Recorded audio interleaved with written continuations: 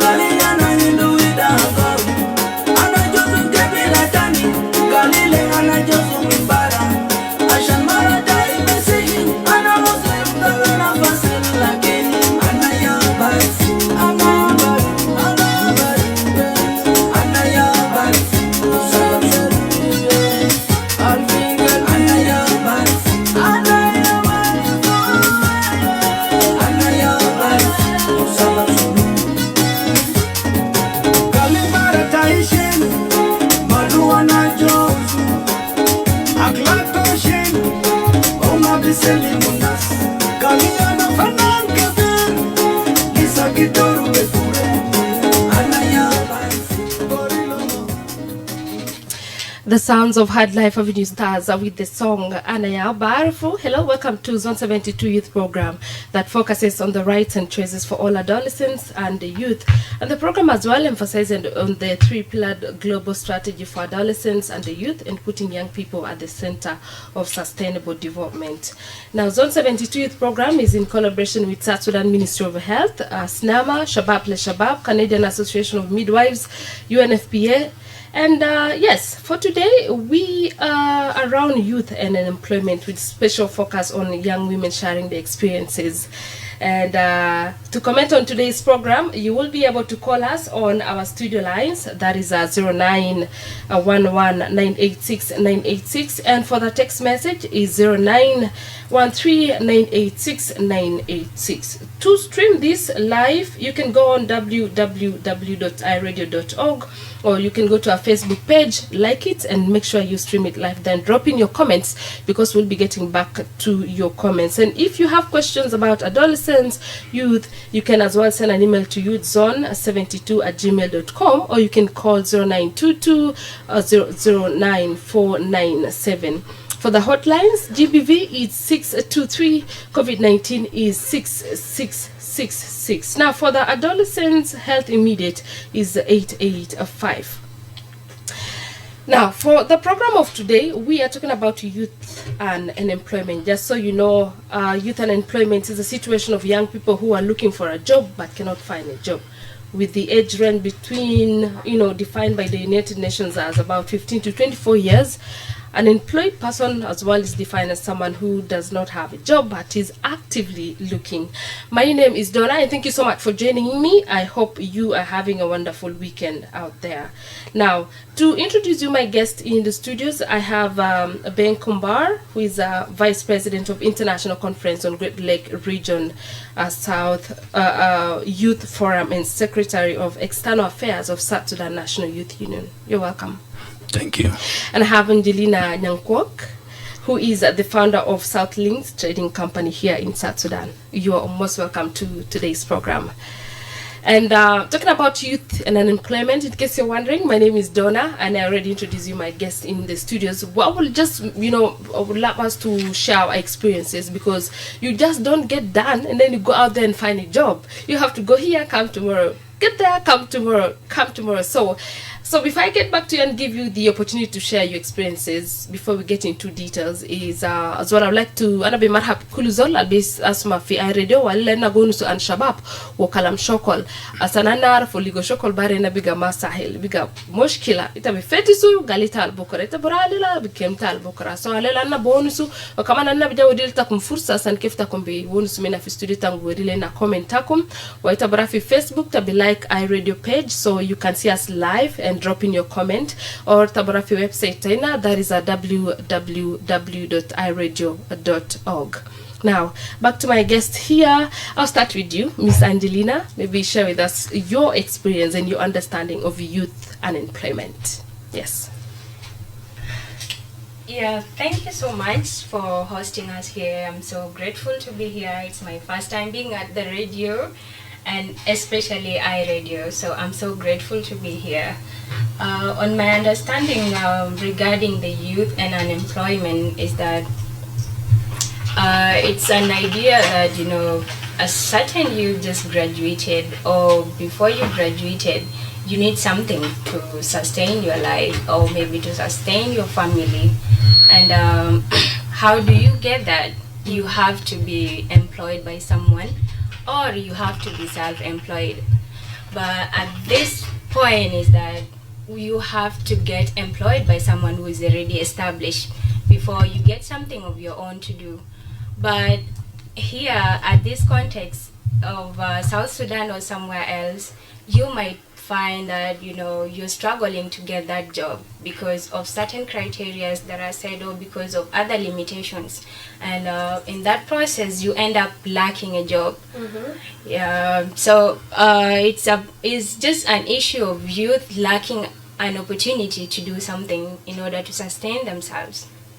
Yes, so let's get to your experience. So what has it been like to you as a youth? It has been so difficult, especially being a youth, that, you know, you have responsibilities behind you. Bringing to this context of South Sudan is, you know, once you're born or you go to school, after you finish your studies, it's just responsibility. Everyone is waiting for you, your cousins, your relatives, and others. And after I graduated in 2021, I came to in 2019. I came to South Sudan in 2020, and my mindset was just to look for employment so that, you know, I can get salary and meet all the necessities that are required. So I've been around, and I was trying to apply for jobs. Like, I dropped for envelopes almost to organizations.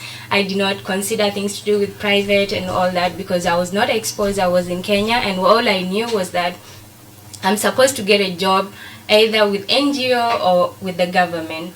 So I applied to NGOs. I dropped a number of applications, like almost 20, or like I just go to an organization, drop my application there. But I never got a response until I got selected by a national NGO within South Sudan here in Juba. And I went to the field as gender-based violence and child protection officer. But it was not easy looking for a job, especially, you know, going door to door, knocking. You don't have means of transportation. You don't even have means to print those papers. You don't even know whom to approach. You don't have network. You just like fresh from university. Especially those who are in Kenya, you know, you don't come to Juba to interact with people. You just have to finish your studies first and then come to Juba and start afresh, like you know no one apart from your family members. So it was a bit difficult, but once I got that opportunity, I think I was called, and one of my friend around here called Gak, he was with me that day when I was selected for that position, and I just told him I've received an email, could we just have a look at it? I did not open it yet, but then we had to look at it, both of us, and he was like, oh yeah, I think you've been selected for this job. And I was like, okay, I love this. And I have to take it up. But before that, I had started a small initiative. You will cut me off in case I go, so. Yeah, sure.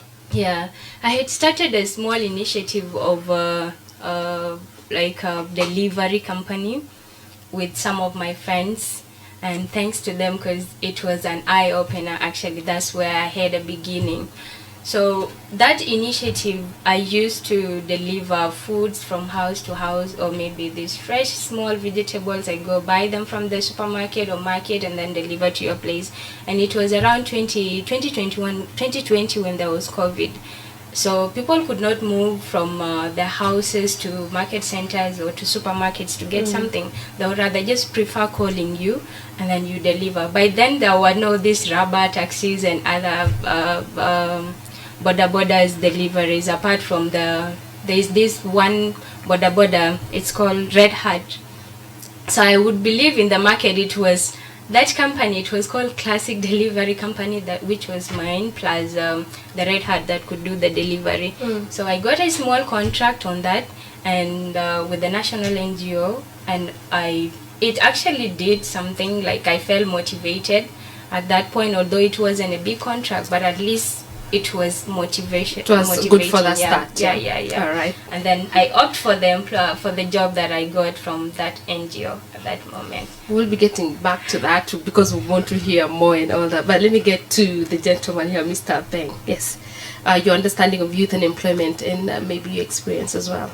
Okay, thank you very much. I was listening to Angelina, and I was like, wow, this is almost the same experience most of the young people go through in this country. Yes, youth. I am currently working closely with the youth, being the Secretary for External Affairs, and we hear a lot of challenges from the young people, and some of those challenges, even there are challenges we could do, some there are challenges beyond our help. In 2012, there were the famous songs here in Juba. The songs by Silver X, the one of Come Tomorrow. Come Tomorrow was the biggest tunes. Yes, Fetishokol, the new Come Tomorrow. The Come Tomorrow aspect was just the bomb. Yeah. Because I remember also going to places searching for a job. You just came out of the university and you think it's easy. You just wanted to get a job, but it's not that easy. So one time I walked to a certain company. The company, they were dealing with the plastic, the water. Yes. It's making a brand, and then that brand became the brand of the company. So that they were still thinking about what is the best name we could give for that company. So I walked in and we were chatting and we were joking, and I told them, guys, give me this job. I can ask some few questions on the road, and maybe we can get someone to pick up. So they looked at me, they say, you know what, we will get back to you. Since then, up to now, I've been waiting whether they will still get back to me. But I realized it just became the biggest tune. So I remember the songs when the song keeps saying that come tomorrow. So we've been trying to expect tomorrow, and the tomorrow never came. What I know about the young people they have the largest population in this country. And because they are not used very well, what happened? You find out they become the tool for distractions, and you find out they can also become the tool for prosperities. It depends on how you use them, because this is the big numbers that need, even the government can, it's not the government alone that can solve the issues. Even private sectors, even ourselves. I remember last year, there was a graduation in the University of Juba. Over 3,000 students graduated. Where are those people? Where are they currently? So it is very difficult to trace them. Are they working? Are they looking forward to be employed? Or they're just sitting under the trees? You find out most of them, they're still sitting under the tree, taking the application like the way my sister did to almost 20 NGOs. And you don't get any feedback, you don't get shortlisted, you don't get called. So what happened? At the end of the day, you develop low opinion on what you have achieved.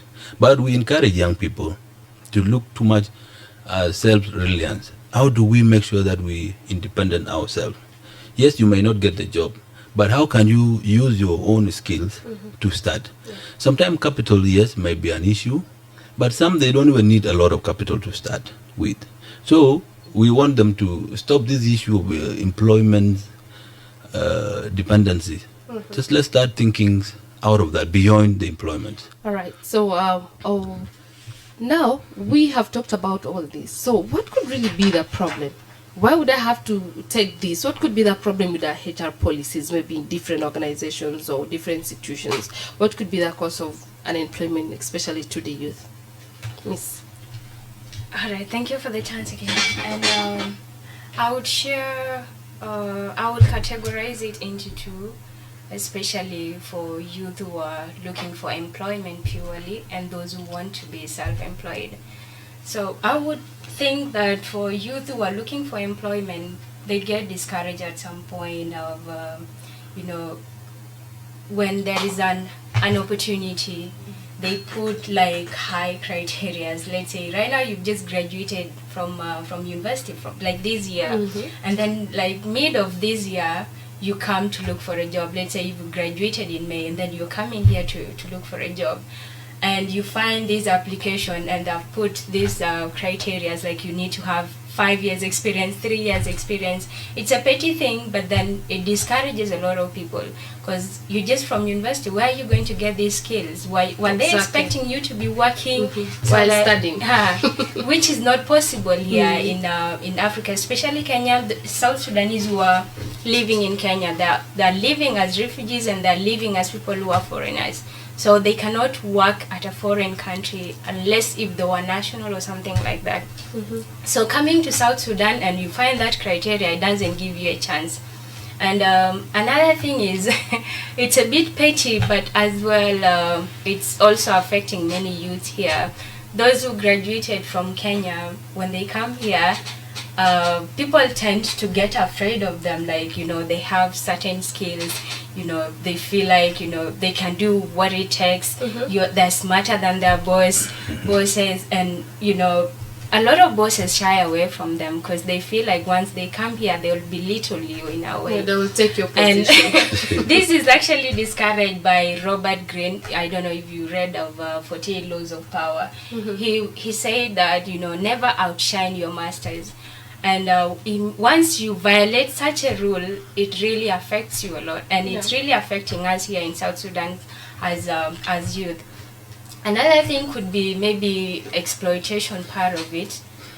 If we have experienced most of these exploitations around, let's say, I don't want to bring it to the other side of, if you're looking for a job, you must fulfill some of someone's needs. Let's say if you're looking at from a man who is an HR or someone who's connected somewhere, you must have a relationship with that person so that you get the place. But that is not actually the case, because if you look at it at the moment, most of the youths, they're leaving the job that they're in it already because of other issues within that job.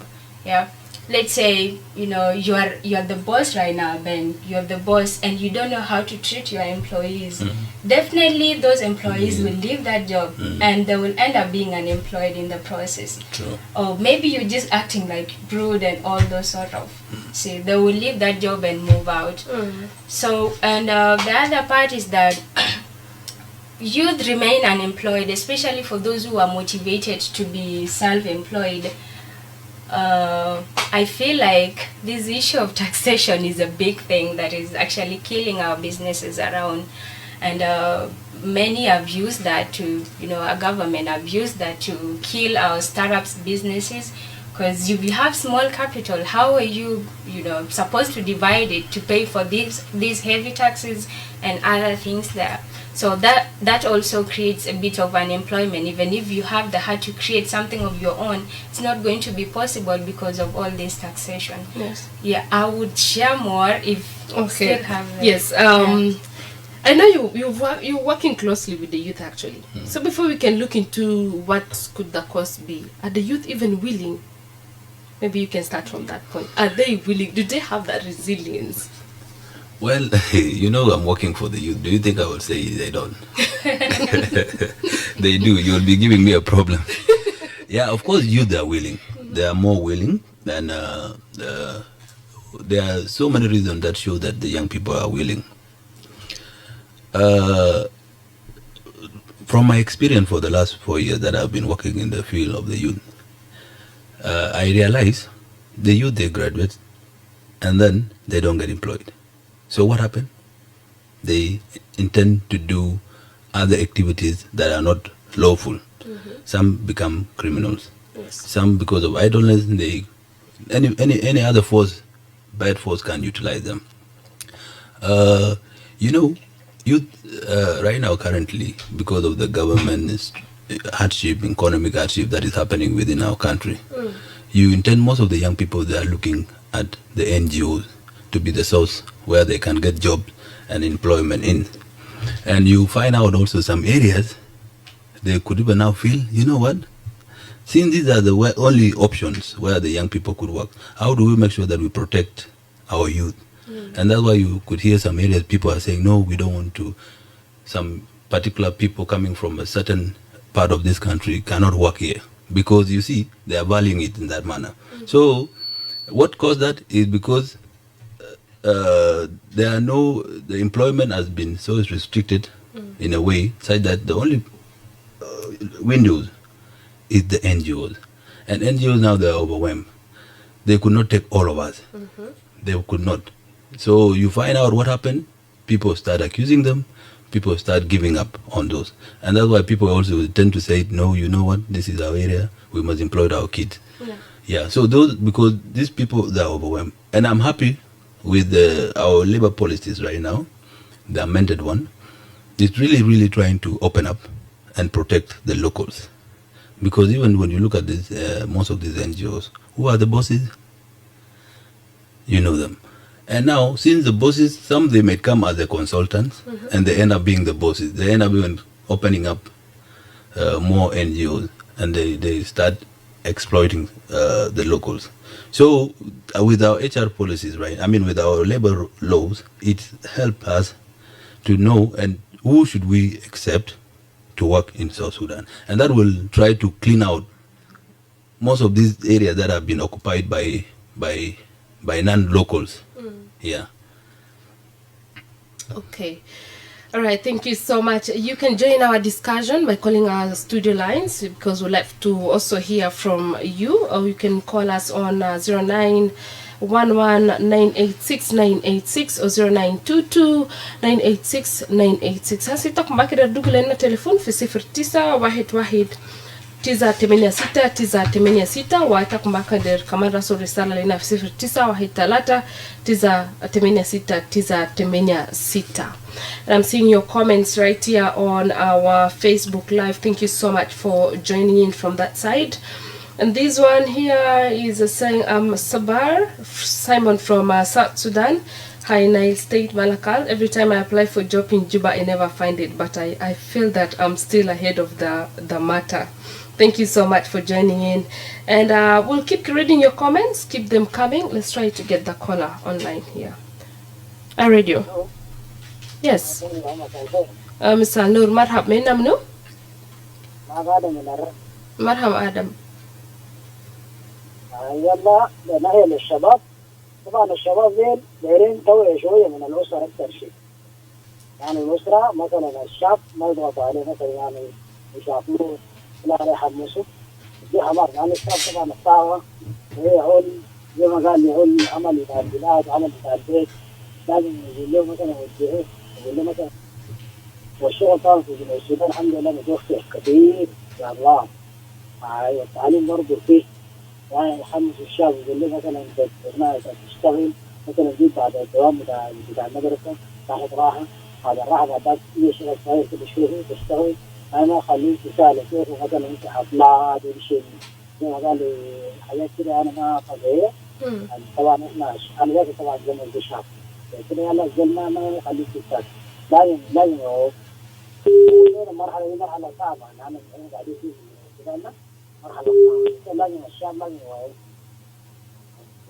Okay, shukran. All right.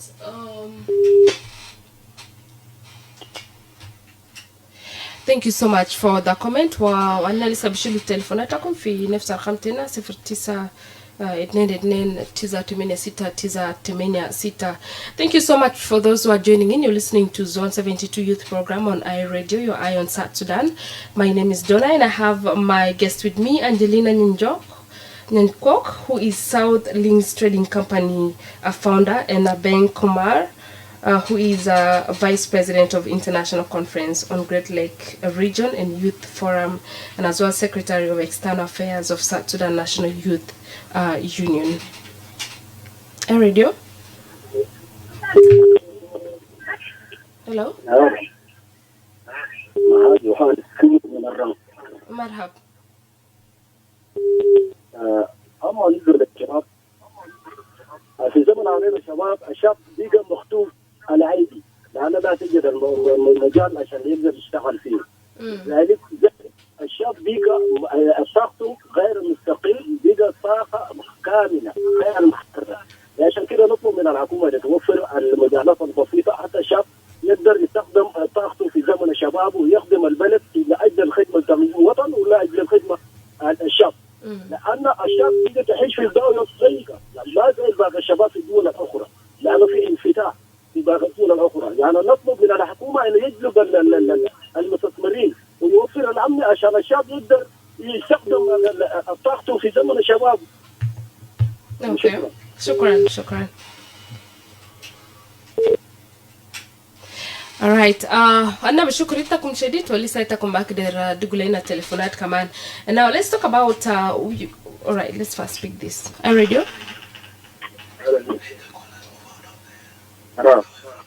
أي مرحبا، من منو؟ نابا. مرحبا نابا. أي شكرا لك زيادة بكلام بتاعكم، ده كلام كويس، كلام بتاع الشباب. شكرا.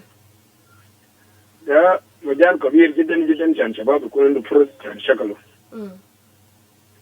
كل شباب لين هنا في الجنوب هي أوصار في بتاعين كمثلا لو ده دولات ثانيين، لكن بقانا هنا السنتين ولا الثانيين يعني بقولوا قال الشباب ده بيكون صار بتوع بتاع إنكم بتاع الفرق ودي كانت بول. لازم يكون شبابنا يخدم القوة بتوعه زي كلام بتاع كونا فرق. قال الشباب لازم يشكل شوكولات بتوعهم لما هو لسه شاب، يكون زي لما لسه شاب تقدر تعمل كل شيء.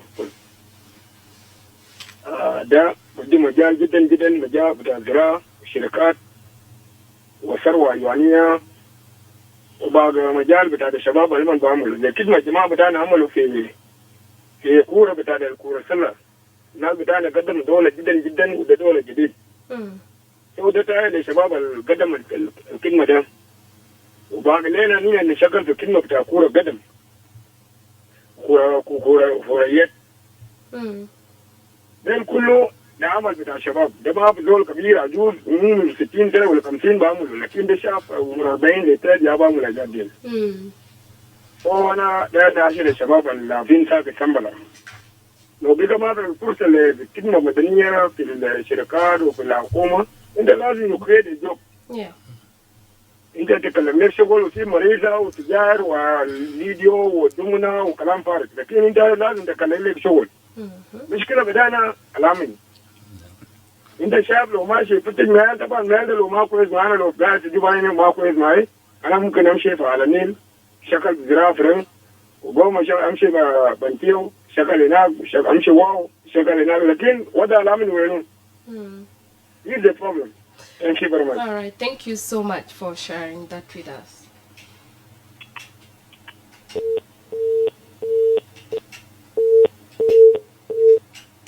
All right, and I think we've had really so much from the callers.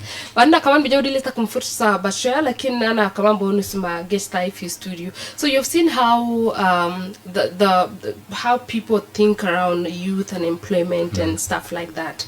So how does this unemployment affect youth? I caught you mentioning earlier on, you know, they end up becoming or mujrimin physical or something because yeah, maybe we can start from there. Okay, you know what we did when we took over the office? We realized most of the young people, they just want to be employed. They don't want to create jobs. They just want to be employed. So what we did, we said we need to lead by example. The first thing we did, and I'm happy that the caller, the person who just called mentioned it. We opt for farming. We were having a biggest farm in Durham. And most of the people who were working in the farm, they were youth. So, to us, this was the way, we are showing them the way, what they need to do. Sometimes, yes, I might be having a degree, but that does not mean that I need to sit in a white-collar office. Yeah. You have to stretch further than this. And that mentality, when we captured and we will start building as the youth of this country, this is the only contribution we can do to make sure that our country move forward, by making sure that we are involved. And I'm even happy now. Look at the people who are constructing the roads. Most of those guys are youth. They're just youth like us, like me and another person. If you cannot get employment in the office, you can capitalize on that. I have a very, very good example. One of my friends, we worked together very closely. He was looking for a job, but he could not get a job. You know what he decided to do? He decided to go to ARC company and apply to be a driver. And he has papers. This is the kind of a guy, when he show you his papers and the CV, you will be like, wow. He enrolled and he became a driver. Slowly, some people within the company acknowledge his skills. Yes. They say, this guy, no, doesn't fit to be a driver. What do we need to do? They took him from being a driver to a manager to manage all the drivers first. And now I'm even happy that he has gone from being the manager, managing the drive, and sitting in the office as a boss somewhere. Wow. But if he did not start it with that attitude of saying, guys, let me just be a driver, get that $200, and that is enough, they will solve some of the problem that I have, he would have not been where he is today. And this is the same example we need to continue. Such people, they inspire us, and we need to continue sharing with the young people, such that they also start believing. I might not get, like what Angelina said earlier. She came to Juba, applied for jobs. She could not get those jobs, and she started doing delivering. Did that take away the degree she was holding? Not at all. Not at all. But instead, it's encouraging some of the lazy guys who are sitting playing dominoes, playing ludos. Because I know people, they have put the certificate up in their rooms, and they are playing dominoes, and hoping that their uncles will employ them. Yeah. The government will not take them in. They will not get job at the NGO. What will happen? It will be just a waste of education. Yeah. Right. So let's look into job creation, because you are self-employed. Yes. Ways on how youth can create their own jobs. He already mentioned, you can go. It doesn't, because when you look at the youth right now, when I graduate, I need a very big position, because what? I can't be paid $100 or $200 because I've spent all these years and School fees. yes, people they are looking at these big positions, not knowing that if I start from here and I really show the kind of a person or the ability I have, I might get somewhere. Yes, Miss Angelina. Yeah. I would start by saying when I got to work, like my first hustle, I don't know, I can't call it an employment, but then I was given a certain kind of work and I was paid like $200. $200, if you calculate the expenses in school, the degree you're holding and all that, it doesn't come along. But we should actually stop pointing fingers, as our brother said, Ben. We should stop pointing fingers when an opportunity is missing somewhere or you don't get a chance somewhere. You just need to, talk to yourself and admit it. This one is not happening. I'm not getting a chance this side. What else should I do? And this is what our brother has been emphasizing on, that you have to create your own initiative. How do these initiatives come? They come out of your passion. What are you passionate about? What do you love doing since childhood? What have you been like involved in, engaging and participating on? Could it be a leadership thing? Are you good at being an MC? Are you good at being a dancer? Are you good at, let's say, a driving thing? You can drive people, like go to tour and all that, you get your pay in a day. You can also create other small things, that at least can boost your energy, unlike just, sleeping and, getting frustrated, thinking of a lot of things, and you have no choice on it. But at least if you get your hands into something, even if it is something small, it motivates you for tomorrow and it keeps you going. So there are a lot of opportunities outside there that I've come to learn myself. In South Sudan, we don't reach them, and we tend to focus mostly on government to give us chances and all that. But they're there. You can get them online. If you have an initiative of your own, you get them online. You just go to a certain website. I think I can mention one here. It's called Opportunity for Africa. It has a lot of opportunities there, and you just need to look at something that is in line of your track or whatever you're doing. Let's say if it is agribusiness, you look for that opportunity that is written agribusiness, and the funding opportunity, you apply to it, you look for the criteria, because they have a lot of criteria there. So once you look into that, you can apply for that opportunity, you get lucky, you got shortlisted and you are funded. so that you don't just have to rely on your country most of the time. Exactly. So such opportunities, they're always there, and you need to create something of your own and that you're passionate about, you love doing, and you have to start small so that you don't get discouraged. This is also my habit. I love starting like really big, have a big initiative, and I want to begin it there, but it doesn't come. There's a difference between me and someone who is doing processing of vegetables or maybe fruits with me right now, because I want to begin big, and that person is just using a blender and is selling like almost 2,000, like 20,000 per day, those who drink juice and all that. But we are doing the same business, but then I want to start big and that person is doing small. I was motivated by one of the ladies, she's called Chandid on Instagram. This girl, she's almost doing the same thing as I want to do it, but then in a different kind of angle. And I was so motivated that, you know, she's really generating a lot of money. I could even go there and drink juice from her sometimes. And like, she really encouraged me a lot. She put on her makeups and she just do her juice there, like she was looking so nice. And that is really encouraging. You need to begin small as you keep growing, but if you want to start an initiative that, you know, you can easily scale up. You know, you have the short-term plans of it and the long-term plans of it, so that you don't get stuck and keep doing the same thing every now and then. Yeah. Thank you, Mr. Beng. Would you love to add on job creation? I think there's a lot we need to do as a country, and it will also start with our policies, and we also start with how we should change our attitude toward things. Once we did that major change, it will help us. It will help us to even see the small thing that we don't see.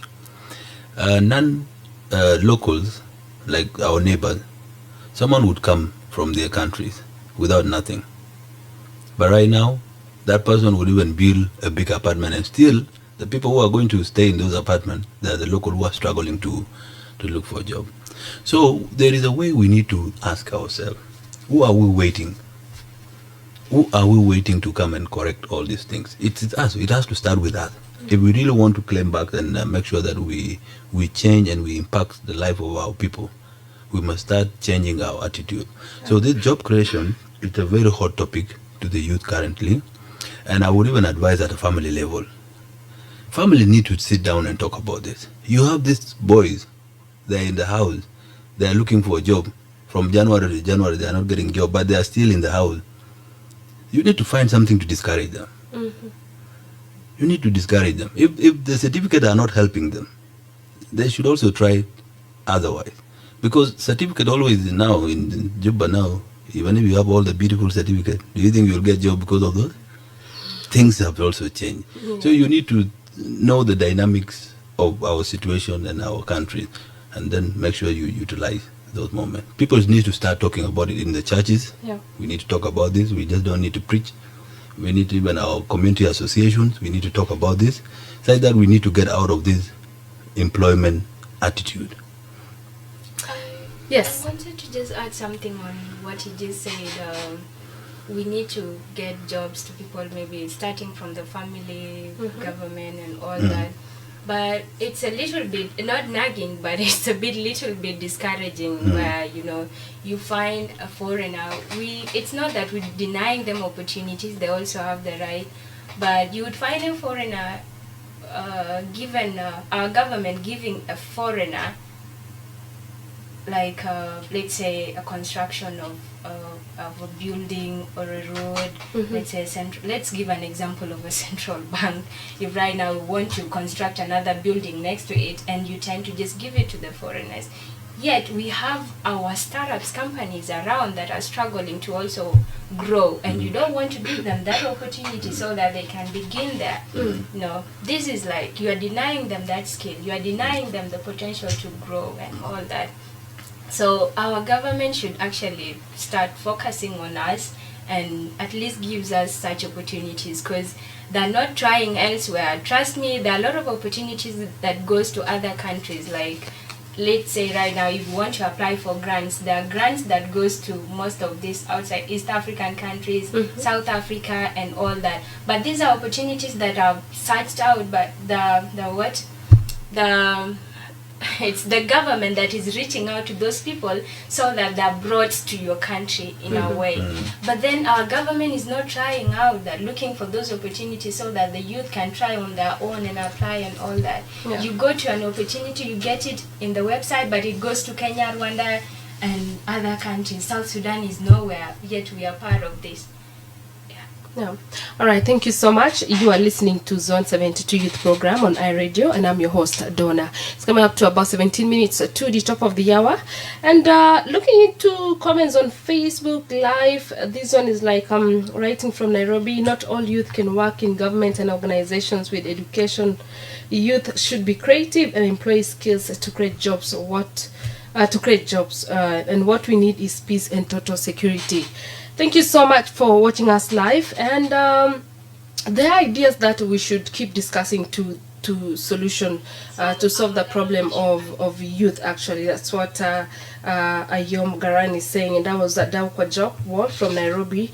We thank you so much for following us, and as well for everyone who is following in, thank you. And we as well can give you the chance again to call us and give in your comment on 0922986986 and 0911986986. We'd love to hear from you what you have to say. Nagifata leta kum telefona tena tani sana baswa menita kum wakam tena 09 22 tiza 86 tiza 86 wa 09 wahid wahid tiza 86 tiza 86. So what? Okay, let's get this. Radio. Yeah, hello radio. Ay marhab, mena munu? Ana Richard Batista min Kasire. Marhab Richard. Ay. Asa ana kandat na kalmu salam bil arabi bisikira. Aha, كويس. أنا بدنا نتكلم كلام الشباب شوية كده.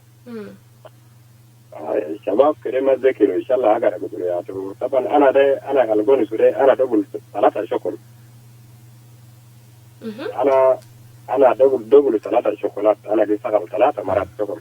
لكن ده ما شوكول تاكوما. أنا بيشتغل شوكول تايدين. أنا بدو كار. أنا بعمل كهرباء وأنا بعمل painting وأنا ماسون. أنا معلم. أنا بعمل بيوت. يلا encouragement هاي الشباب جنوب السودان كده أسمع قال يا أخي هو شغل ده ما قال السيادة يا بقدر قريت من شغل إله تأثر بحاجات تكتب عشان بجيب لها ورث شوية بس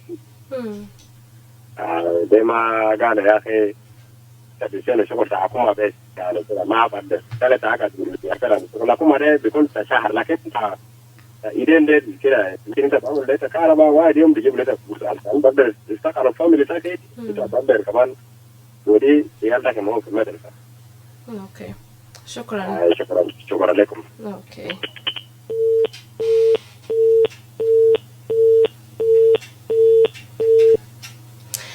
Alright, thank you so much. Shukran Shadid Richard. Wakamana na lisa bidai rasma minita kumta bidugule na fi telefonatena asana na buon sukitir. Now, it's, there is always a positive and negative part of everything. Let's look into the positive one here. The importance or the significance of youth employment, especially for South Sudan. Mr. Beng. The positive. I think that for the last 4 years, one thing that I've noticed about the employment. Okay, let's try to get this fast. Sorry. Okay. Yes, dropped. Yes. Yeah, most of the young people are being employed in the area they don't come from. For example, these NGOs, they rotate. You might be assigned to a certain state, and maybe you are not from that state. That things alone made us to know ourselves as a South Sudanese. I went to Northern Baghdad last year, and I spent 1 week in Awil, and I could see the importance of knowing this country and appreciating it better. So when I came back from there, number one, it has exposed me to know a part of this country that I didn't see before. Number two, it has changed my perspective toward how other Junubians are living. So with these employments, encouraging employment and encouraging rotating young people to know everywhere in South Sudan, it will help us to achieve unity. It will help us also to know things that we don't know. Because you see, we have this tendency on the social media. We might be led by what we see on the social media. Someone could just sit here and just post whatever they want to do, and that become our worldview. You get? So we slowly develop a negative attitude and aspect toward ourselves. But for us to know ourselves, this employment, in 1972, at the previous administration here in southern Sudan, government buildings and institutions were assigned in different states. I remember the headquarters was Juba, but now if you want to know to get the judiciary, it was in Malakal. The same thing to Wow. So that even if I don't come from those areas and I'm a lawyer, that is my stations. So that helped a lot of Junubin to get to know each other. So employment has a very, very positive aspect. Number two, if you are employed, you will actually, number two, you will support your family. You will be able to support yourself and the loved one and people who are depending on you, and it will reduce idleness. Because once you're idle, you will just be too idle and too negative toward the things that are around you. Yeah. Right. So, if I would like us to start from the challenge that happened, actually helped a lot of you pitch their ideas. Maybe Angelina, because you are Southling was a part of it, and being the MC of the event, I think it was very, very good idea. If more can be done, then the youth will be actually more creative. Exactly. Yeah. Exactly. So. Yeah, such opportunities, by the way, they really tend to sharpen you in terms of public speaking. They also gives you an opportunity to, compete sharpen your skill to compete outside there. Because it's not just about focusing in South Sudan. Sometimes even internationally, you can go compete, pitch let's say Germany, UK, and all those places. So if you're not acquainted with such skills, how are you going to compete globally? You will still be a national citizen or something like that, which will not actually gives you a difference. You need to, build yourself. You need to recreate yourself all the time by learning different skills and all that. But I would say that if we would get such opportunities here in South Sudan, they're really important to build youth that we would rely on in the next 5 years or in the future. But how do we get such opportunities? Still, it's the country to pick up that opportunity to that challenge to build on the youth. Because I could remember there's something I came across, like this Toyota company. They come up with the list of skills, and then with those skills they go from school to school and start picking some of the best students, at least who had talented a bit in terms of maybe academics or other things, and then they train them again. Once you graduate, they just pick you directly and take you to their company. So that is also motivating. Our private companies that are here, they should actually pick up such an initiative and work differently. You just don't have to wait for that person who graduated or whoever so that you can employ. It just begins small. Start building on this youth wherever they are. Either this person is learned or is not learned, everyone deserves a chance. As long as you're a youth, you have energy. So whoever has the capacity. Let's get this. Radio? Hello. Yes. أنا كويسين. مرحب. مين منو؟ مرحب. نعم. معكم جوزيف من هون. مرحب جوزيف. يعني المشكلة يزيد يوقف لكن إذا ناس كبار ذا بشوف حاجات كده قالوا ما نيجي كده تعالوا ندرس على الكورة. أوكي شكرا.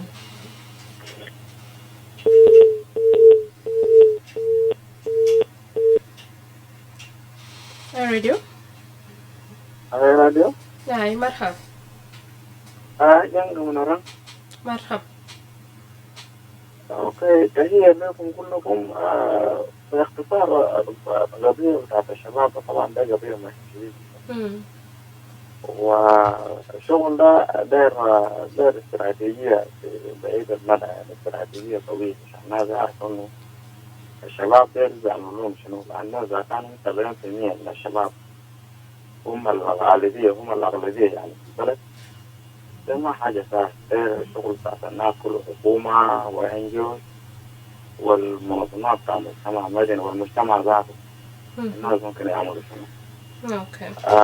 الشيء الأول، حكومة ما بقدر توظف الناس دول كله، ما في حكومة في العالم ده كله بقدر توظف الناس. الحكومة ممكن يوظف 5% من المجتمع بتاعه فقط، لكن باقي الناس ممكن يعلم الناس، ممكن يعلم الشعب كله عشان يكونوا متعلمين، لكن ما بقدر يوظف الناس كله، لأن الناس كله ما بيخرجوا في ترابيزة. الناس معينين حسب المنافسة ممكن يكونوا في ترابيزة. يلا الناس الثانيين ديل ممكن يعملوا شنو؟ انت اتعلمت لازم تعرف انه انا ناكل كيف ونشرب كيف مستقبل بتاعي شنو. انا اتعلمت. يلا في يعني في حاجات ثانيه انت ممكن تستفيد منها. مثلا في المناطق الزراعيه في معهد زراعي ممكن يعملوه عشان انت تعرف انه يزيد المهارات الزراعيه، كيفيه الزراعه ممكن تزرع. في النجاره ممكن تشتغل الشغل بتاع النجاره في معهد. ممكن في كهرباء، ممكن في معهد بتاع الكهرباء. ممكن يكون في نقاشة، يعني انت دول بعمل فوهية وحاجات تانية، وانت خيط نايلات ترزي، وشغل بتاعت المطاعم، ده شغل الكثير، شغل بتاع تجارة. انت ممكن ايكونوميك تزيد الايكونوميك بتاعك على اساس انه تقدر تستفيد كيف برا من الشهادة بتاعك اللي انت تجيبه في الجامعة ولا في الثانوية. ده الخطة الأولى ممكن الحكومة يركز عليه، يعمل المعاهد ده، المنظمات تشجع الشباب على أساس إنه هم يمشوا لقدام، بدل ما الشباب بس يضيعوا ساكت، وفي النهاية هم الناس اللي بيعملوا السلاح دي عاملين تحديث للبلد. دي نتيجة الحاجات دي عشان ما في. أنا بناشد الحكومة وبناشد المنظمات الشبابية ذات يشتغلوا شغل زي ده. الناس ما الكلام الكثير اللي كله معروف إننا نتكلم فوقه ده، لازم يكون في خطوة لازم نعمل قدام عشان نعرف إنه في حاجة إننا شغالين فوق عشان نقدر نطلع من الوضع إننا فيه ده. اوكي، شكرا.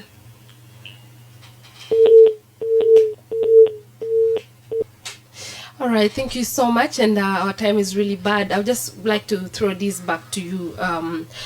What is your advice to the fresh graduates and as well the youth who have been seeking for this job, and you keep telling you come tomorrow, Tali Bukara or Hajat Zede? What's your advice? I'll start with you, Miss Angelina. Okay. Yeah, I would think that, education should not be a barrier to these people, or maybe a certificate, we could call it that way. Because most of us, we are limiting ourselves to, you have this certificate and it's the one that you have to get a job. Like, for instance, I've done international relations, and if I could just limit myself to just go do go work with the foreign affairs or the government sector or somewhere, or NGO, I would not be where I am right now. So your certificate should not be a barrier. Discover your passions, what you're passionate about, and you get into it and do it wholeheartedly. For instance, I became an agribusiness person because my mom was part of this since we were young. She has been doing a lot of cultivations, and we've been eating a lot of okra through her, and it really sustained us a lot. And as I was growing up, I could really remember that taste, and it was the only food that we could rely on, because we were not having these cows and all that, because it's a private thing. But when you are the smallest wife in the family, sometimes you don't get the dowry. If these other big girls of the other co-wives get married, and then sometimes they tend to deny you the dowry and all that. So my mom was not having cows in our house, in that compound of ours, and she could just opt for, growing vegetables, and we use it as mullah. So once I discovered that passion, I think if I was in South Sudan, I was going to do agribusiness. But then, because of where I grew up, I had to pick the other course I'm doing. So discover your passions, and then you work on them. Thank you so much, Angelina. Mr. Beng? My advice to the young people Number one, they should continue knocking those doors. Do not give up. You never know when the opportunity will unveil itself. But the fact that you continue persisting, it is a very important thing. Number two, young people must continue being creative. Nothing comes for free. Yeah. If the government doesn't help or private sector doesn't help, talk to yourself. Find something to do as a young person. But the good news also, currently we are working on those policies, youth development policies, which is already in the parliament. That one will also address some of this challenge we are talking about. One of the bills that I participate in drafting, it was the Youth Enterprise Development Fund. Youth Enterprise Development Funds will give money to those young people who want to start small business. It will give you small capital to pick it, and then once you develop those capitals, it will help you to now build the capacities of others. So all is not lost for the young people, but we must continue. If tomorrow doesn't arrive now, we must continue working and searching for those opportunities. Okay. Yes. All right. Thank you so much. I think that will have to be it for today's discussion. I appreciate your time, Ms. Angelina and Mr. Beng. This has been Youth Zone 72 Youth Program. My name is Donald. Let's catch up again next weekend, same time. We leave you with the song Fitisu Shokol from Silver S. Have the best of your weekend.